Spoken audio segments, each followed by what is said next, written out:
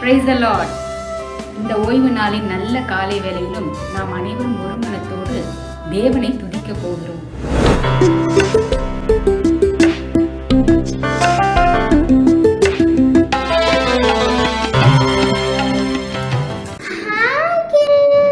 Shall we learn something from the Word of God?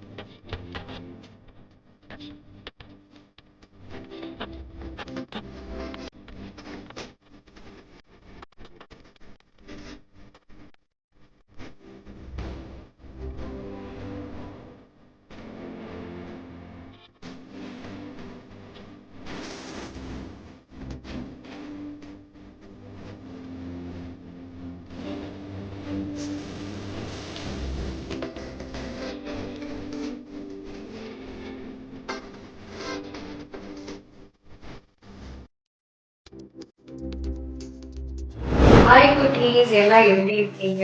நீங்க எல்லாரும் சேஃபா இருக்கீங்க. நான் கர்த்தரோட விசுவாசிக்கிறேன். எங்க ஆண்டி உங்களுக்கு எல்லாம் ஒரு குட்டி ஸ்டோரி சொல்ல போறேன். ஒரு ஊர்ல ஒரு அப்பாவும் ஒரு பையனும் இருந்தாங்க. அவங்க என்ன பண்ணாங்கன்னா, ஒரு குட்டி ஒயிட் ஹார்ஸ், அழகான ஹார்ஸை வளர்த்துட்டு வந்தாங்க. அப்போ ஒரு நாள் என்ன ஆயிடுச்சு, அந்த குட்டி ஹார்ஸ் காட்டுக்குள்ள ஓடி போயிடுச்சான். அப்போ இந்த பையன் உட்காந்து ரொம்ப அழுதாங்க. அப்போ அவங்க அப்பா பேசி அவங்க கன்வின்ஸ் பண்ணிட்டு இருக்காங்க. அப்போ இந்த பக்கத்து வீட்டில் ஒரு அங்கிள் சொன்னாரா, ஏன் அழுகிறோம் அப்படின்லாம் கேட்டுட்டு, oh it's bad luck for you அப்படின்னு சொன்னாங்க. அப்போ இந்த பையனோட அப்பா சொன்னாரா, who knows, let's wait and see அப்படின்னு சொன்னாங்க. இன்னொரு நாள் பார்த்தா அந்த ஓடி போச்சுல ஹார்ஸ், அது வரப்போ 7 ஹார்ஸ் அதே மாதிரி பியூட்டிஃபுல்லாக கூட்டிகிட்டு வந்துச்சுமா.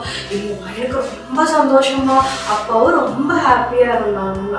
அப்போ என்ன ஆயிடுச்சு, அந்த பக்கத்து வீட்டு அங்கிள் மறுபடியும் சொன்னாரா, oh wow it's good luck for you அப்படி சொன்னாரா.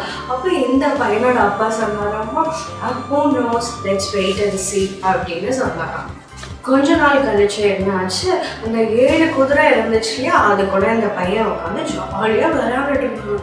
அப்போ ஒரு ஹார்ஸ் என்ன பண்ணிடுச்சா, ஒரு கிக் கொடுத்துச்சா, அந்த பையன் போய் விழுந்துட்டாங்க. என்னாச்சுன்னு பார்த்தா அவங்க காலில் அடி போட்டு கால் ஃப்ராக்சர் ஆயிடுச்சு. உட்காந்து அழுதுகிட்டே இருந்தாங்க. அப்போ அந்த பக்கத்து வீட்டு அங்கிள் இருக்கார்ல, அவர் மறுபடியும் சொன்னாராம்மா, oh it's bad luck for you அப்படின்னாராம். அப்போ இந்த பையனோட அப்பா என்ன சொல்லியிருப்பாரு, who knows, let's wait and see அப்படின்னு சொன்னாராம். இனி கொஞ்ச நாள்ல என்ன ஆயிடுச்சு அப்படின்னா, அந்த கண்ட்ரியில் ஒரு கவர்மெண்ட் ஒரு ஆர்டர் போட்டாங்க, அந்த சின்ன வீட்டில் இருக்க பசங்களை எல்லாரையும் நம்ம மிலிட்ரியில் ஜாயின் பண்ண வைக்க போகிறோம், அவங்கள ட்ரெயின் பண்ண போகிறோம் அப்படின்னு சொல்லிட்டு. அப்போ ஒரு வீட்டுக்கும் அந்த ஆஃபீஸர்ஸ் எல்லாம் செக் பண்ணுறாங்க, யார் யார் வீட்டில் பசங்கள்லாம் இருக்காங்களோ அவங்கள எல்லாம் கூட்டிகிட்டு போகலான்னு சொல்லிட்டு. அப்போ அந்த பக்கத்து வீட்டு அங்கிள் இருக்காரு இல்லையா, அவங்க வீட்லேயும் பசங்க இருந்தாங்க, அவங்கள கூட்டிகிட்டு போயிட்டாங்க. நெக்ஸ்ட்டு இந்த அங்கிள் வீட்டுக்கு வந்திருக்காங்க. இந்த பையனுக்கு பார்த்தா இவனுக்கு என்ன இருக்கு, காலை உடஞ்ச போயிருக்கு. அப்போ அவங்க ஆஃபீஸர்ஸ் எல்லாம் சொல்லிட்டாங்க, ஐயோ இவன் கூட்டிகிட்டு போக முடியாது அப்படின்னு சொல்லிட்டு போயிட்டாங்களா. அப்போ அந்த பக்கத்து வீட்டு அங்கிள் ஃபாஸ்ட்டாக வந்து இவங்க வீட்டில் சொன்னாரா, சே உங்கள் வீட்டில் உங்கள் பையன்லாம் இருக்கான், எங்கள் வீட்டில் எங்கள் பையனெல்லாம் கூட்டிகிட்டு போயிட்டாங்க, உங்களுக்கு ரொம்ப குட் லக் அப்படின்னு சொன்னாராம். அப்போ அந்த பையனோட அப்பா சொன்னாரா, who knows, let's wait and see அப்படின்னு சொன்னார். இந்த ஸ்டோரியிலேருந்து நம்ம என்ன தெரிஞ்சுக்கிறோம்னா, நம்மளோட லைஃப்பில் நடக்கிற ஒரு பார்ட்டை வச்சு எந்த ஒரு டெசிஷனுக்கும் நம்ம வரக்கூடாது. ஏன்னா காலங்கள் யார் கரத்தில் இருக்குது? கர்த்தரோட கரத்தில் இருக்கு. இதை தான் நம்ம சங்கீத புஸ்தகத்தில் வாசிக்கிறோம், என் காலங்கள் உமது கரத்தில் இருக்கிறது அப்படின்னு. இதே இங்கிலீஷில் பார்த்தீங்க அப்படின்னா my times are in your hands அப்படின்னு இருக்கு. அதே வேறு வேர்ஷனில் பாருங்களேன், my life is in your hands அப்படின்னு இருக்குது. ஓகேவா? ஸோ கர்த்தரோட கருத்தில் நம்மளோட டைம் எல்லாம் இருக்குது. அதனால் யாரும் எதை குறிச்சும் பயப்படக்கூடாது, எதை நினச்சும் கவலைப்படக்கூடாது. எவ்வளோ பெரிய பிரச்சனை வந்தாலும் நம்மளோட தேவனாகிய கர்த்தர் நம்மளை காக்க வல்லவராக இருக்கிறார். Okay, so be happy. God bless you all. Bye. சங்கீதம் 24 தாவீது ராஜா, யார் கர்த்தருடைய பர்வதத்தில் ஏறுவான், யார் கர்த்தருடைய பர்வதத்தில் நிலை நிற்பான்? கைகளில் சுத்தம் உள்ளவன், இருதயத்தில் மாசில்லாதவன், தன் ஆத்துமாவை மாயைக்கு ஒப்புக்கொடாமலும் கபடாய் ஆணையிடாமல் இருப்பவன் தானே என்று சொல்கிறார். நாம் அனைவரும் நம்மளுடைய ஆவி, ஆத்மா, சரீரம் சுத்திகரிக்கப்பட்டு நாம் தேவனை தொழுது கொள்ளப் போகிறோம், துதிக்கப் போகிறோம். தலைகள் உயரட்டும், கதவு திறக்கட்டும், ராஜா வருகிறா, இயேசு ராஜா வருகிறா. தலைகள் உயரட்டும், கதவு திறக்கட்டும், ராஜா வருகிறா, இயேசு ராஜா வருகிறா. யார் இந்த ராஜா? மகிமையின் ராஜா. யார் இந்த ராஜா? மகிமையின் ராஜா. மகிமையின் ராஜா. மகிமையின் ராஜா. தலைகள் உயரட்டும், கதவு திறக்கட்டும், ராஜா வருகிறா, இயேசு ராஜா வருகிறா. நம் தேவாதி தேவன் கர்த்தாதி கர்த்தர் நம்முடைய இருதயத்தில் வந்து வாசம் செய்யும்படியாக நாம் நம்மை அர்ப்பணிக்கிற வேளை இது. நாம் நம்மை 100க்கு 100 அவருக்கு அர்ப்பணிப்போம், ஆராதிப்போம், துதிப்போம். வாசல்களே தலைகளை உயர்த்துங்கள், கதவுகளே திறந்து வழிவிடுங்கள். வாசல்களே தலைகளை உயர்த்துங்கள், கதவுகளே திறந்து வழிவிடுங்கள். படைகளின் ஆண்டவர் பராக்கிரமம் நிறைந்தவர் உள்ளே நுழையட்டும். படைகளின் ஆண்டவர் பராக்கிரமம் நிறைந்தவர் உள்ளே நுழையட்டும். உள்ளே நுழையட்டும். யார் இந்த ராஜா? மகிமையின் ராஜா. யார் இந்த ராஜா? மகிமையின் ராஜா. மகிமையின் ராஜா. மகிமையின் ராஜா.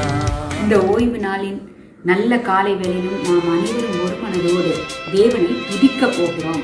அவருக்கு நாம் நன்றி செலுத்த போகிறோம். அவர் நம்முடைய எஜமானன். அவர் நமக்கு எஜமானனாய் இருக்கும் பொழுது நாம் எதை குறித்தும் கலங்க தேவையில்லை. அதனால நாம் வாய்களை திறந்து துதிக்க போகிறோம். துதியிலே வாசம் செய்கிற தேவன் என்று நாம் வேதத்தில் வாசிக்கிறோம் அல்லவா?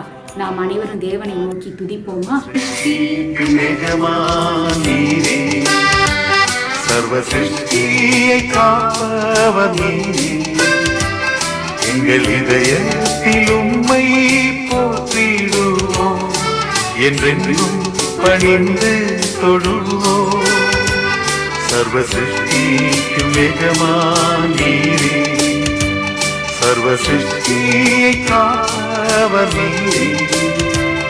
எங்கள் இதயத்தில் உம்மை போற்றிடுவோம், என்றென்றும் பணிந்து தொழுவோம்.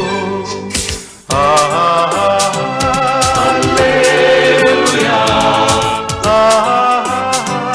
அல்லேலூயா, அல்லேலூயா,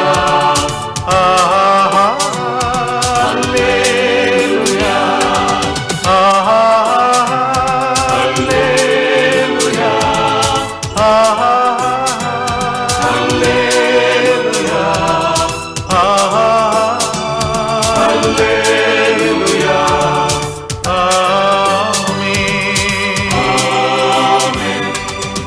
வானமும் பூமியும் ஒழிந்து போனாலும் கர்த்தருடைய வார்த்தை ஒரு நாளும் ஒழிந்து போவதில்லை. வாக்குத்தத்தம் பண்ணியவர் கர்த்தர், அவர் மாறாதவர். இந்த நாளிலும் கூட நம்முடைய வாழ்க்கையில கர்த்தர் என்னென்ன வாக்குத்தத்தங்களை கொடுத்திருக்கிறாரோ அதை செய்து முடிக்க அவர் மாறாதவராய் இருக்கிறார்.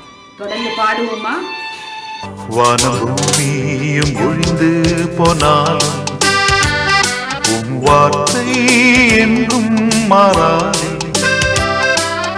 உலகம் அழிந்து மறைந்து போ, விசுவாசி என்றென்றும் நிலைப்பார்.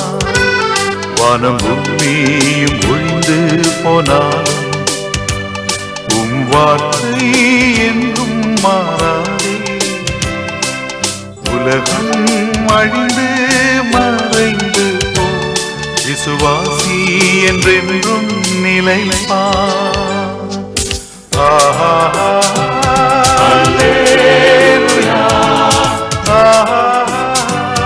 அல்லேலூயா, அல்லேலூயா, அல்லேலூயா, அல்லேலூயா, அல்லேலூயா, அல்லேலூயா,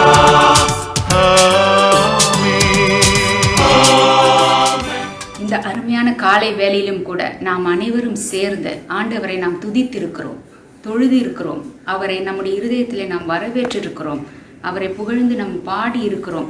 சர்வ சிருஷ்டிக்கும் எஜமானனை நம்முடைய இருதயத்திலே அவர் வாசம் செய்து இந்த நாளிலும் கூட நமக்கு இந்த ஓய்வு நாளை ஆசீர்வாதமாக அவர் மாற்றி தரப்போகிறார். இயேசு கிறிஸ்துவை விசுவாசிக்கிறவர்கள் இயேசு கிறிஸ்துவனுடைய பிறப்பு, மரணம், உயிர்த்தெழுதலை மாத்திரமல்ல,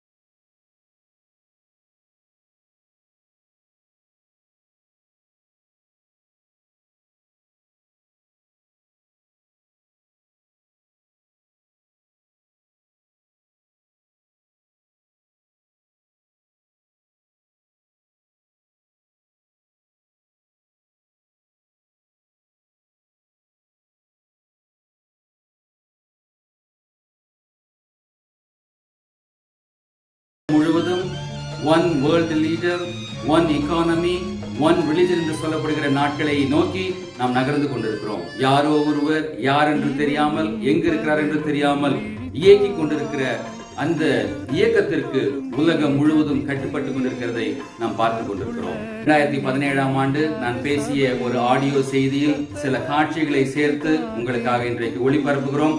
அதை பாருங்கள். ஆண்டவருடைய வருகை எப்படி இருக்கும் என்பதை நீங்கள் அறிந்து கொள்ள முடியும். உலகம் முழுவதும் இருக்கக்கூடிய பைபிள் ஸ்காலர்ஸ் இந்த ஆண்டவருடைய இரண்டாம் வருகையை குறித்து இருவேறு கருத்துக்களை கொண்டிருக்கிறார்கள். வேதத்தின் அடிப்படையில் கர்த்தர் கொடுத்த வெளிச்சத்தில் இந்த போதனையை உங்களுக்கு கொடுக்கிறேன். ஆண்டவர் இதை உங்களுக்கு ஆசீர்வாதமாக மாற்றி தரட்டும்.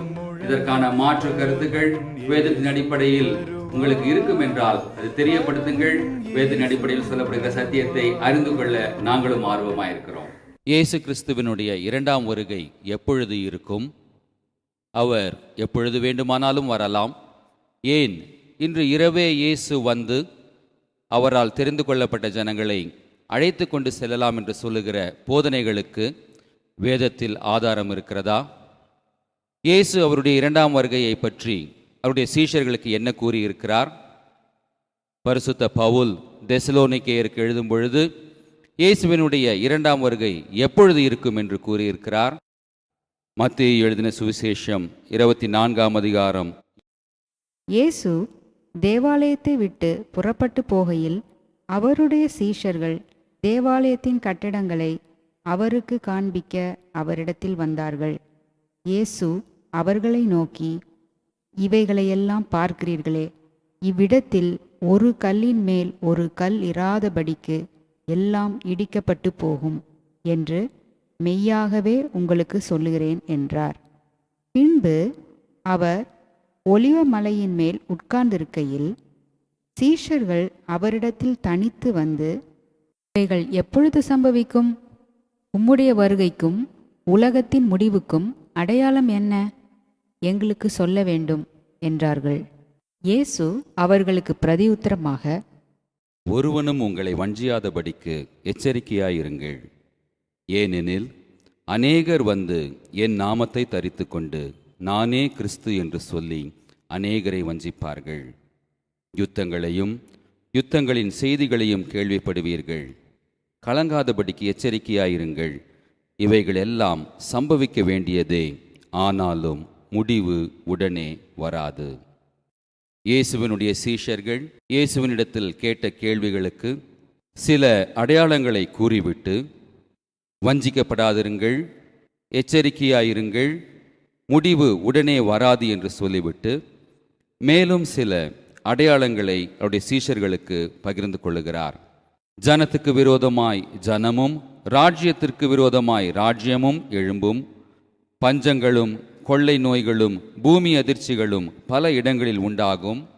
இவைகளெல்லாம் வேதனைகளுக்கு ஆரம்பம். அப்பொழுது உங்களை உபத்திரவங்களுக்கு ஒப்பு கொடுத்து உங்களை கொலை செய்வார்கள். என் நாமத்தின் நிமித்தம் நீங்கள் சகல ஜனங்களாலும் பகைக்கப்படுவீர்கள். இயேசு உங்களை என்று சொல்லுகிற அந்த இடத்திலே அன்றைக்கு சீஷர்களாயிருந்த 12 பேரை மாத்திரமல்ல, பிற்காலங்களில் இயேசுவினுடைய விசுவாசிகளாக சீஷர்களாக மாறுகிற இயேசுவை பின்பற்றுகிற யாவரையும் பார்த்து சொல்லுகிற வார்த்தை என்னவென்றால், உங்களை உபத்திரவங்களுக்கு ஒப்பு கொடுப்பார்கள். அப்படி என்றால் உபத்திரவ காலம், மகா உபத்திரவ காலம் என்று சொல்லப்படுகிற அந்த 7 ஆண்டுகளுக்கு முன் விசுவாசிகள் இருக்கக்கூடிய சபை இரகசியமாக எடுத்துக்கொள்ளப்படும் என்று சொல்லுகிற போதனை எப்படிப்பட்டது என்பதை ஆராய்ந்து பார்க்க வேண்டும். மேலும் 10ஆம் வசனத்தில் இயேசு சொல்லுகிறார், அப்பொழுது அநேகர் இடறல் அடைந்து ஒருவரை ஒருவர் காட்டி கொடுத்து ஒருவரை ஒருவர் பகைப்பார்கள். அநேக கள்ள தீர்க்கதரிசிகளும் எழும்பி அநேகரை வஞ்சிப்பார்கள். அக்கிரமம் மிகுதியாவதினால் அநேகருடைய அன்பு தனிந்து போம். முடிவு பரியந்தம் நிலை நிற்பவனே ரட்சிக்கப்படுவான் என்று சொல்லியிருக்கிறார்.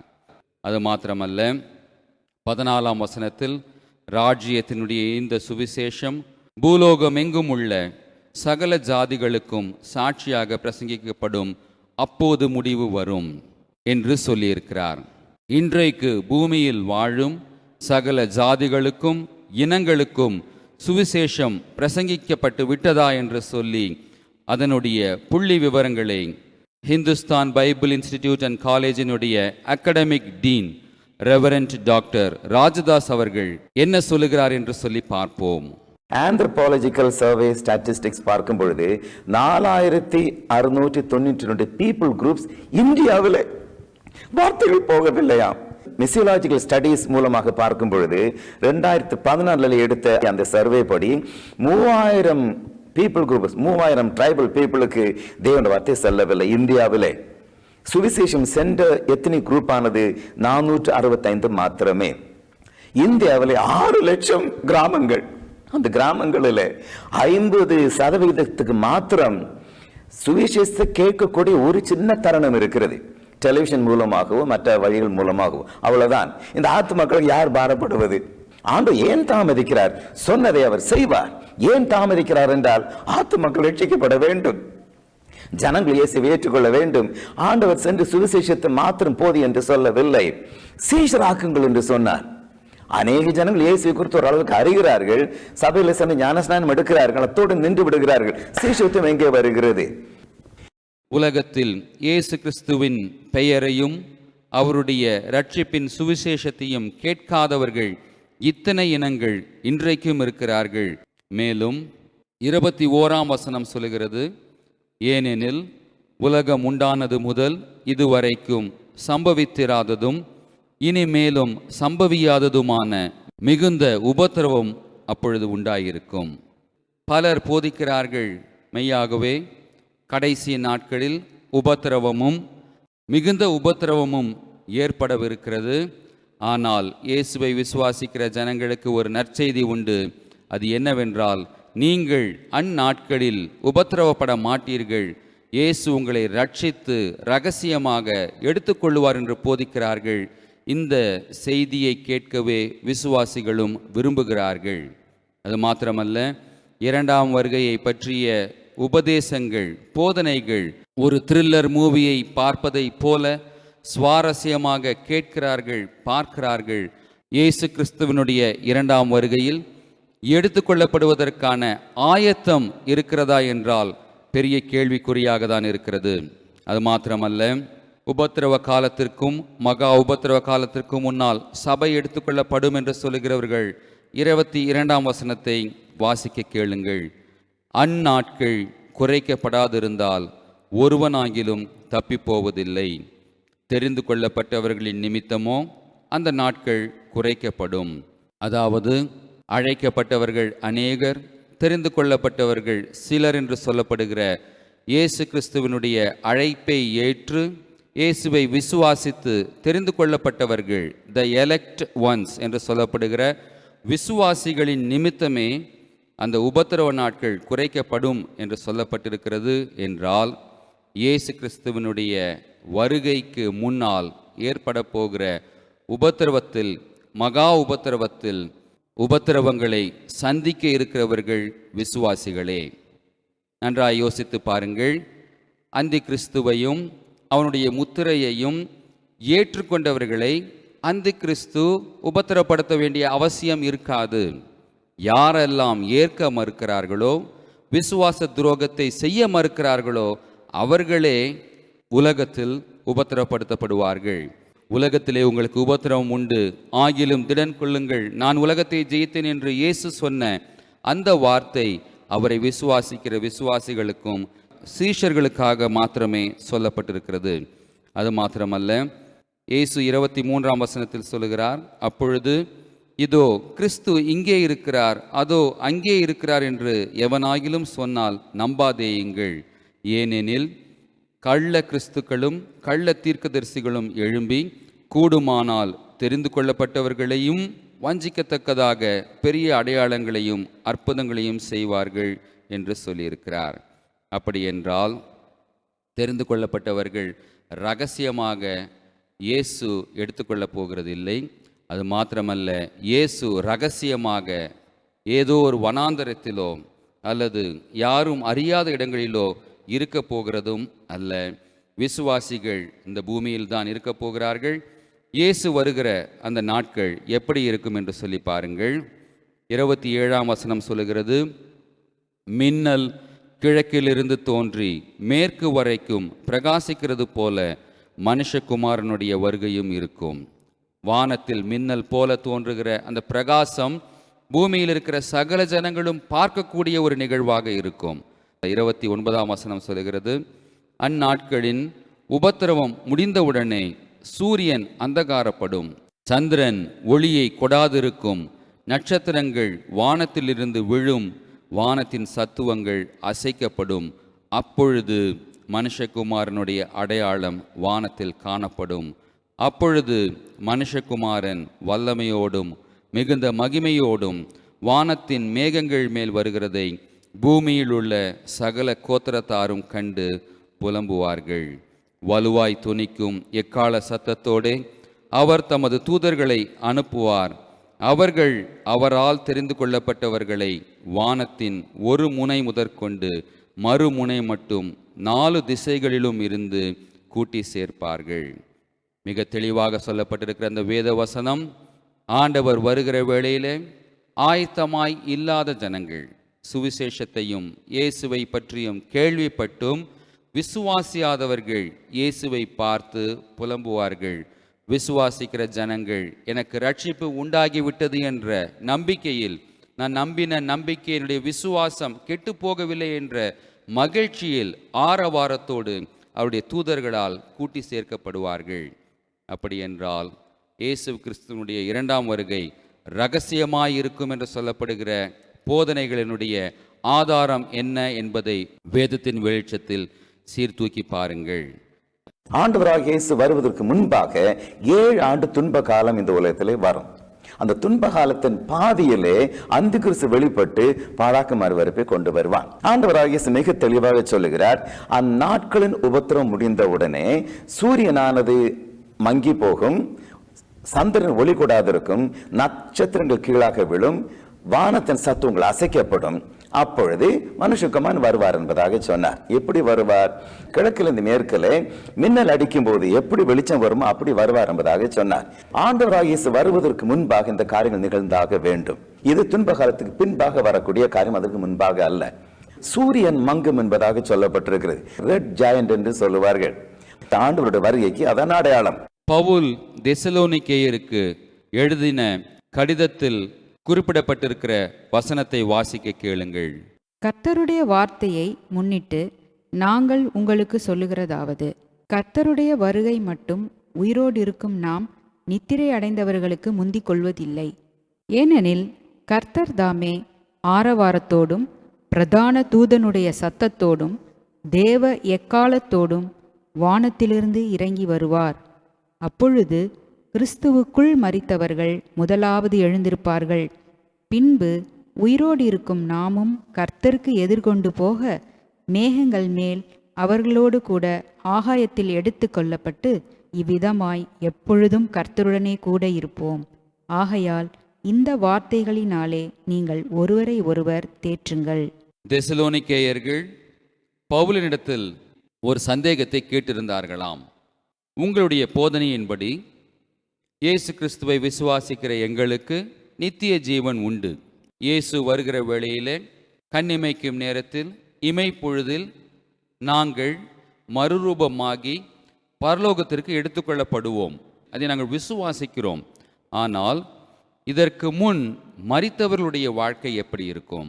எங்களுக்கு அன்பானவர்கள் இதற்கு முன்னால் மரித்திருக்கிறார்களே, அவர்களுக்கு நித்திய ஜீவன் எதை பொறுத்ததாய் இருக்கும் என்று சொல்லி கேட்ட கேள்விகளுக்கு பவுல் சொன்ன பதில்தான் நீங்கள் வாசிக்க கேட்டீர்கள். அதாவது கர்த்தர் தாமே ஆரவாரத்தோடும் பிரதான தூதர்களுடைய சத்தத்தோடும் தேவ எக்காலத்தோடும் வானத்திலிருந்து இறங்கி வரும்பொழுது மரித்தவர்கள் முதலாவது எழுந்திருப்பார்கள்.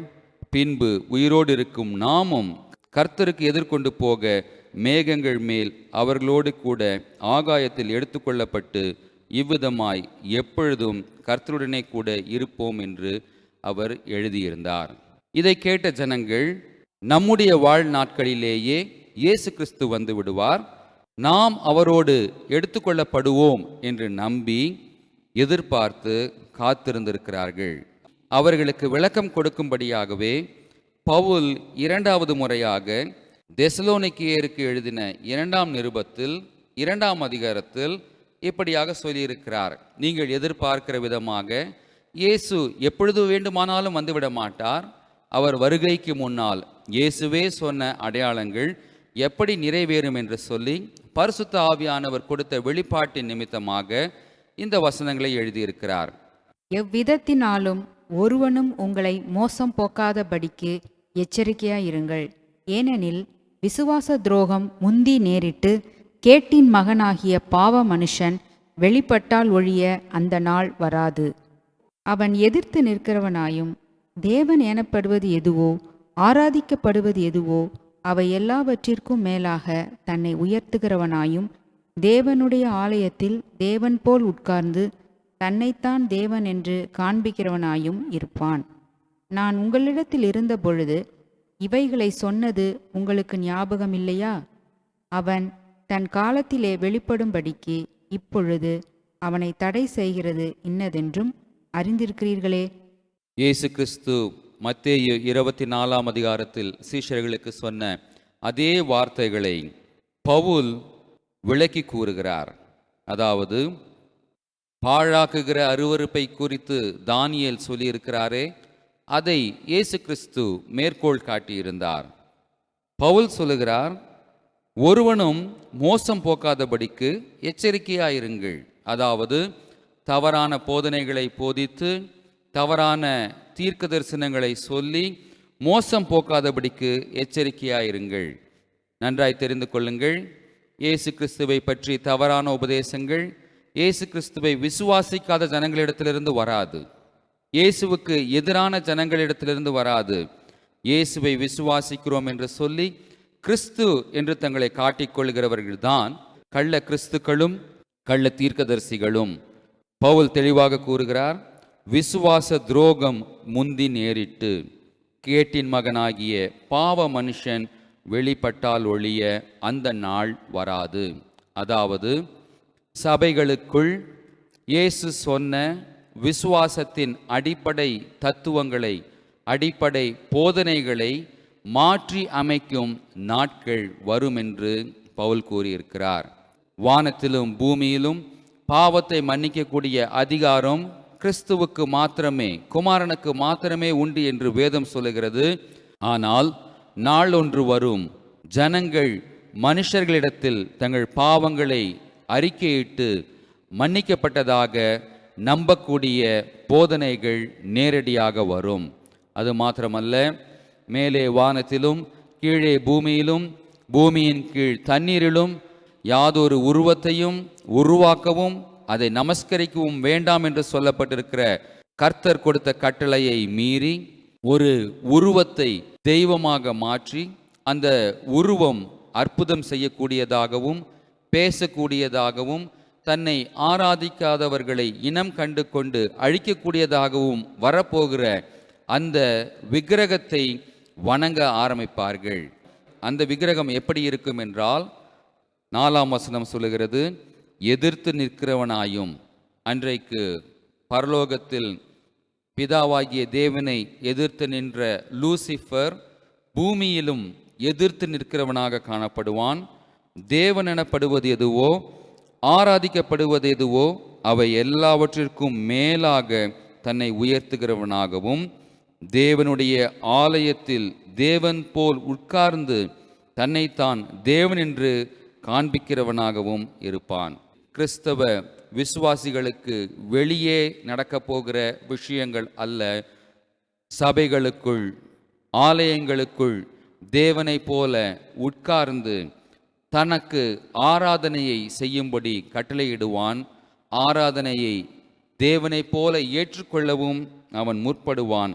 அந்த நேரத்தில் உலக பிரகாரமான உபத்திரவங்களில் இருந்து விடுபடவும் விற்கவும் வாங்கவும் கூடிய வசதிகளை பெற்றுக்கொள்ளவும் சித்திரவதைகளை அனுபவிக்க வேண்டாம் என்று நினைக்கிறவர்கள் இயேசு கிறிஸ்துவின் மேல், ஒன்றான மெய் தேவன் மேல், இரட்சகர் மேல் இருக்கிற விசுவாசத்தை மாற்றி துரோகம் செய்து தனக்கு முன்னால் இருக்கக்கூடிய பழைய பாம்பாகிய சர்ப்பம் என்று சொல்லப்பட்டிருக்கிற வெளிப்படுத்தின விசேஷத்தில் மிருகம் என்று சொல்லப்பட்டிருக்கிற அந்த மிருகத்தின் உருவத்தை வணங்க ஆரம்பிப்பார்கள். அதுவே விசுவாச துரோகம். இந்த விசுவாச துரோகம் ஏற்பட்டால் ஒழிய, அந்தி கிறிஸ்து வெளிப்பட்டால் ஒழிய, இயேசு கிறிஸ்துவினுடைய இரண்டாம் வருகை இருக்காது என்று சொல்லி பவுல் கூறியிருக்கிறார். 9ஆம் வசனம், அக்கிரமக்காரனுடைய வருகை சாத்தானுடைய செயலின்படி சகல வல்லமையோடும் அடையாளங்களோடும் பொய்யான அற்புதங்களோடும் கெட்டுப்போகிறவர்களுக்குள்ளே அநீதியினால் உண்டாகும் சகலவித வஞ்சகத்தோடும் இருக்கும் என்றும், ரட்சிக்கப்படத்தக்கதாய் சத்தியத்தின் மேல் அன்பை அவர்கள் அங்கீகரியாமல் போனபடியால் அப்படி நடக்கும் என்று சொல்லப்பட்டிருக்கிறது. இயேசு கிறிஸ்துவை பற்றி சொல்லுகிற வேளையிலே அவர் நன்மைகளை செய்கிறவராய் சுற்றித்திருந்தார் என்று சொல்லப்பட்டிருக்கிறது. அவர் செய்த அநேக அற்புதங்கள், அடையாளங்கள் என்று வேதத்தில் சொல்லப்பட்டிருக்கிறது. அந்தி கிறிஸ்துவும் தன்னை கிறிஸ்துவாக காட்டிக்கொள்ளும் பொழுது நன்மை செய்கிறவனாகவும் அற்புதங்களையும் அடையாளங்களையும் செய்கிறவனாகவும் தன்னை காட்டிக்கொள்ளுவான். ஆன்டி கிரைஸ்ட் என்பதனுடைய அர்த்தம் என்னவென்றால், கிறிஸ்துவுக்கு இணையாக தன்னை காண்பித்துக் கொள்ளுகிற, கிறிஸ்துவுக்கு எதிராக தன்னை காண்பித்துக் கொள்ளுகிற, கிறிஸ்துவாக காண்பித்துக் கொள்ளுகிற ஒரு மனிதனாக இருப்பான். அது மாத்திரமல்ல, அந்த அந்தி கிறிஸ்து என்று சொல்லப்படுகிற அந்த மனிதனிற்கு சாத்தான் முழு வல்லமையையும் கொடுத்து கிறிஸ்துவை போல் தன்னை காண்பித்துக் கொள்ளக்கூடிய, மகிமைப்படுத்திக் கொள்ளக்கூடிய வல்லமையை கொடுப்பான். அந்த வல்லமையை வைத்து பலரை அவன் வஞ்சிப்பான். வேதம் சொல்லுகிறது, சத்தியத்தின் மேல் அன்பை அவர்கள் அங்கீகரிக்காமல் போனபடியால் அவனை அவர்கள் நம்புவார்கள். அந்த நம்பிக்கையை தான் இயேசு கிறிஸ்துவும் பரிசுத்த பவுலும் வஞ்சிக்கப்படாதிருங்கள் என்று சொல்லியிருக்கிறார். தீர்க்க தரிசனங்கள் எல்லாம் நிறைவேறிவிட்டது, கடைசி காலத்தில் வாழ்ந்து கொண்டிருக்கிறோம் என்று சொல்லப்பட்டு கொண்டிருக்கிற நம்முடைய வாழ்நாட்களில் இந்த நிகழ்வுகள் நிகழக்கூடும். அந்த காலத்தில் இயேசுவால் தெரிந்து கொள்ளப்பட்டவர்கள், இயேசு கிறிஸ்துவின் இரத்தத்தினால் கழுவப்பட்டு பாவ மன்னிப்பின் நிச்சயத்தை பெற்றுக்கொண்டு இயேசுவால் நீதிமான்களாக மாற்றப்பட்டிருக்கிற நாம் வஞ்சிக்கப்படாமல் இருக்க வேண்டியது அவசியம். அது மாத்திரமல்ல, நமக்காக பாடுபட்ட இயேசு கிறிஸ்து, நமக்காக அடிக்கப்பட்டு நொறுக்கப்பட்டு நமக்கு சமாதானத்தை உண்டு பண்ணும் ஆக்கினியை தன் பேரில் ஏற்றுக்கொண்ட இயேசு கிறிஸ்துவுக்காக பாடுபடுவதற்கும் சபைகளும் விசுவாசிகளும் பழக்குவிக்கப்பட வேண்டும் என்ற போதனைகள் இல்லாமல் போவதினால் இந்த நாட்களில் சௌகரியமான ஒரு உலக பிரகாரமான வாழ்க்கைக்கும் உலக பிரகாரமான ஆசீர்வாதங்களுக்கு மாத்திரமே முக்கியத்துவம் கொடுத்து இயேசு கிறிஸ்துவனுடைய வருகைக்கு முன்னால் ஏற்பட போகிற உபத்திரவங்களுக்கு கர்த்தர் எங்களை நீங்களாக்கி காத்து கொள்வார் என்கிற போதனைகளுக்கு இடம் கொடுத்து ஏமாந்து போகாமல் வஞ்சிக்கப்படாமல் நம்மை காத்து கொள்ள வேண்டியது அவசியமாயிருக்கிறது. நான் கேட்கக்கூடிய கேள்வி என்னவென்றால், இயேசு நமக்காக பாடுபட்டார், அவருக்காக நான் பாடுபட்டால் என்ன? எதற்கு அந்தி கிறிஸ்துக்கு பயப்பட்டு உலகத்தை விட்டு ஓடும்படியாக விரும்ப வேண்டும்? ஆகவே ப்ரீ ட்ரிபுலேஷன் ராப்சர், துன்பத்துக்கு முன்பாக இந்த ராப்சர் வரும் என்று நம்பக்கூடியது இட் இஸ் எஸ்கேபிசம். பவுல் சொல்லுகிறார், கிறிஸ்துவின் பாடுகளில் குறைவானதை அவருடைய சரீரமான சபைக்காக என் மாம்சத்தில் நிறைவேற்றுகிறேன். இயேசு நமக்காக ஜீவனை கொடுத்திருக்க அவருக்காக நாம் பாடுபட்டால் என்ன? நாம் ஜெபிக்கலாம். அன்பின் பிதாவே, இந்த நாளுக்காக உங்களுக்கு நன்றி செலுத்துகிறோம் அப்பா. இந்த நாளிலும் ஆண்டவரே, நாங்கள் உம்மை உயர்த்துவோம், உம்மை பாடவும், உம்மை போற்றுவோம். உங்கள் வசனத்தை நாங்கள் கேட்கும் கர்த்தர் தந்த தருணத்திற்காக உம்மை ஸ்தோத்திரிக்கிறோம், நன்றி செலுத்துகிறோம் ஆண்டவரே. ராஜா, நாங்கள் கேட்ட வார்த்தை எங்களுக்குள்ளாக நிலைத்திருக்க கர்த்தர் எங்களை பலப்படுத்துங்கப்பா. ஆண்டவரே, நீங்கள் கேட்ட வார்த்தையின்படி இதோ உலகத்தில் நடந்து கொண்டிருக்கும் காரியங்களை பார்க்கும்போது நாங்கள் கடைசி காலத்தில் வாழ்ந்து கொண்டிருக்கிறோம் என்பதை காண்கிறோம் ஆண்டவரே. ராஜா, ஆனாலும் நீர் எங்களுக்கு கொடுத்திருக்கும் ஒரு மேலான நம்பிக்கைக்காக உம்மை ஸ்தோத்திரிக்கிறோம், நன்றி செலுத்துகிறோம் அப்பா. இயேசு கிறிஸ்துவின் இரண்டாம் வருகைக்காக உமக்கு நன்றி செலுத்துகிறோம் ராஜா. ஆண்டவரே, நீர் அநாதி தீர்மானத்தின்படி எங்கள் மீது அன்பு கொண்டிருந்த அந்த தீர்மானத்தின்படி ராஜா, ஆண்டவரே, இயேசு கிறிஸ்து ராஜாவாய் மகிமையின் ராஜாவாய் வரப்போகிறார் என்ற அந்த நம்பிக்கைக்காக உமக்கு நன்றி செலுத்துகிறோம். அந்த நம்பிக்கையில நாங்கள் ஸ்திரப்படவும் ஒவ்வொரு நாளும் வளரவும் கர்த்தர் எங்களுக்கு பலப்படுத்த வேண்டுமாய் செபிக்கிறோம். எங்கள் உள்ளான மனுஷனை கர்த்தர் பலப்படுத்த வேண்டுமாய் செபிக்கிறோம் அப்பா. ஆண்டவரே, நாங்கள் மணவாளனை எதிர்நோக்கி ஒரு புத்தியுள்ள கன்னிகைகளாய் ஆயத்தப்பட கர்த்தர் எங்களை பலப்படுத்த வேண்டுமாய் செபிக்கிறோம் ராஜா. ஒவ்வொரு நாளும் அந்த ஆயத்தத்தோடு வளர முகலாக நிற்க கர்த்தர் எங்களை கிருபை செய்ய வேண்டுமாய் செபிக்கிறோம் ராஜா. கர்த்தர் எங்களை வழிநடத்த வேண்டுமாய் செபிக்கிறோம். ஆவியானவர் தம்மை எங்களை நிறைத்து எங்களை ஆட்கொள்ளுங்க, நீங்க எங்களை செயல்படுத்த வேண்டுமாய் செபிக்கிறோம் அப்பா. ஆண்டவரே, அந்த நம்பிக்கை நாங்கள் மற்றவர்களுக்கு ஆண்டவரே பிரதிபலிக்கவும் உமது அன்பை மற்றவர்களுக்கு நாங்கள் ஷேர் பண்ணவும் கர்த்தர் எங்களை பலப்படுத்த வேண்டுமா ஜெபிக்கிறோம். ஒவ்வொரு நாளும் எங்களை கர்த்தர் பரிசுத்தப்படுத்தி எழ வேண்டுமா ஜெபிக்கிறோம் அப்பா. ஆண்டவர் உமது பிரசன்னத்தாலே கர்த்தர் எங்களை நிரப்புங்க ராஜா. நீர் தாமே இந்த வார்த்தை எங்களுக்குள்ளாக எப்போதும் இருக்க அந்த வாஞ்சையிலே நாங்கள் நடக்க கர்த்தர் எங்களுக்கு கிருபை செய்யுங்கப்பா, பலப்படுத்துங்க ஆண்டவரே. உம்மை ஸ்தோத்திரிக்கிறோம், நன்றி செலுத்துகிறோம் அப்பா. ஆண்டவரே இந்த நாளிலும் ராஜா உலகத்தில் நடந்து கொண்டு இருக்கும் இந்த கொரோனா வைரஸ் சிச்சுவேஷனுக்காக ஆண்டவரே வருகிறோம் ராஜா. ஆண்டவரே நீர் மனதுருக்கம் உள்ள தேவன், அதற்காக நன்றி செலுத்துகிறோம் அப்பா. நீங்க தயவா இறங்கி எழ வேண்டுமா கெஞ்சுகிறோம் அப்பா. அநேகர் நிமித்தம் பாதிக்கப்பட்டிருக்கிறார்களே ஆண்டவரே, கர்த்தர் தாமே ஆண்டவரே எங்கள் ஜெபத்தை கர்த்தர் கேட்டர்லுங்க. நீர் மனதிறங்க வேண்டுமாய், கர்த்தர் தொட்டர்ல வேண்டுமாய் ஜெபிக்கிறோம்.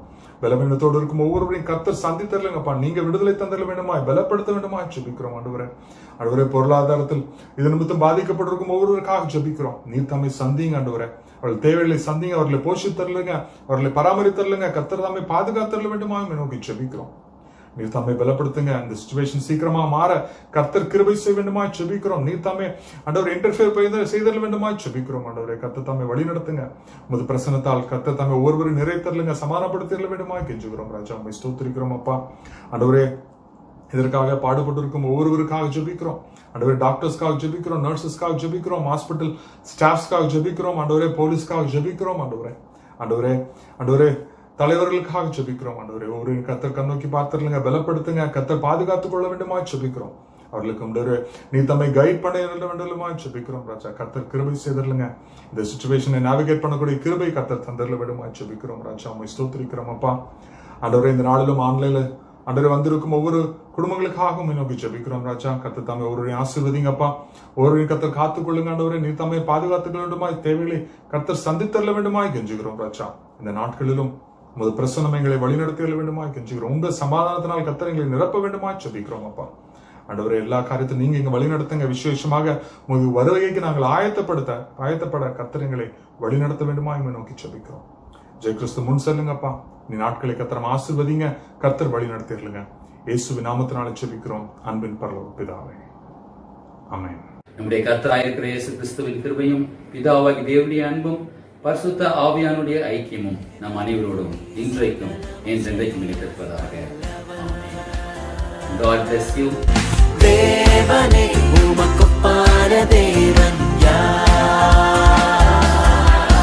நீ செய்ய நினைத்தது நிறைவேறும். நீ செய்வதை தடுப்பவன் யார்?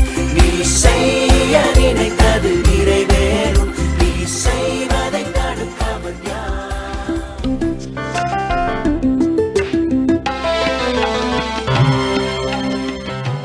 நீங்கள் கேட்டுக்கொண்டிருப்பது ஜாய் ரேடியோ.